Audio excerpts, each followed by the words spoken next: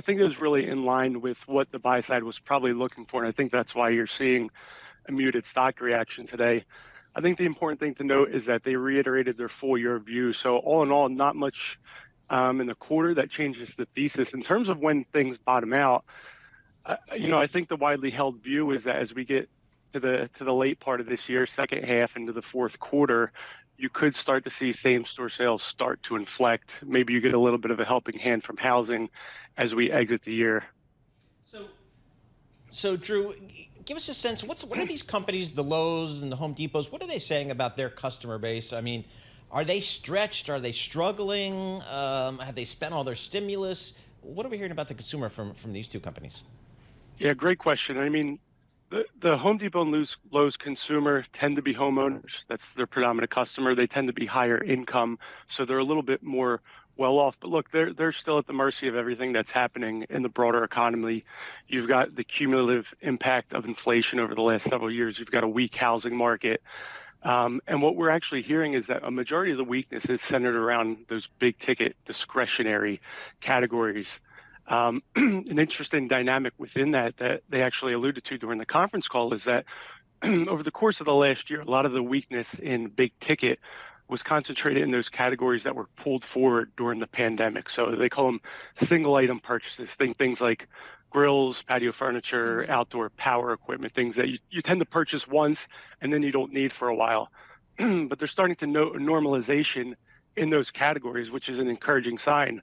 On the other hand, where they're seeing more weakness is in the categories that tend to be debt financed, where those higher interest rates are having an impact on the consumer. So they called out, kitchen cabinets, countertops, really kitchen and bath, and that's about 7% of their sales. So it's an interesting dynamic that's at play there. That is. So, and it all points to what we're kind of learning about the consumer anyway. So John Tucker, when he's redoing his closet to his bathroom, is going to a contractor supply store to buy stuff because it's cheaper. Well, it's not cheaper. It's just if you're going to do something like that, a big project, you go with quality. And okay. My argument is the suppliers to Home Depot, I find a lot of them are kind of junky stuff. So to that point, how many people are like John Tucker? Just my opinion. Sort of just going to different options. And maybe that's a quality thing. Maybe it's a pricing thing. Yeah, look, I think the home improvement space as a whole is really under pressure. And what we've heard is that, people are deferring their projects. So they're taking, instead of doing that large kitchen bathroom model, maybe they're doing something smaller, or they're actually starting to trade down in certain categories within the kitchen and bath. In terms of, the supplier situation, and it's an interesting dynamic that, you mentioned plumbing and, where are contractors purchasing their goods? Is it Home Depot or is it a competitor? The pro market is really the area of focus for Home Depot, and they're attacking it in an interesting way, and that's by going after what they describe as a $250 billion opportunity for more complex projects. And basically what they're trying to do is consolidate supplier relationships. So if you have a contractor who would typically manage a relationship with a door distributor, windows, decking, plumbing fixtures. They want to take that all under one umbrella, the Home Depot umbrella, and kind of make it a one-stop shop. And that's a big opportunity for them. Hey, Drew, let's step back. In addition to the home, these retailers, you also follow the home builder sector in general here. I got a 30-year fixed at north of 7% here. I mean, where do rates have to go to free up some inventory in this market here? Because if you talk to a real estate agent, there's nothing going on out there.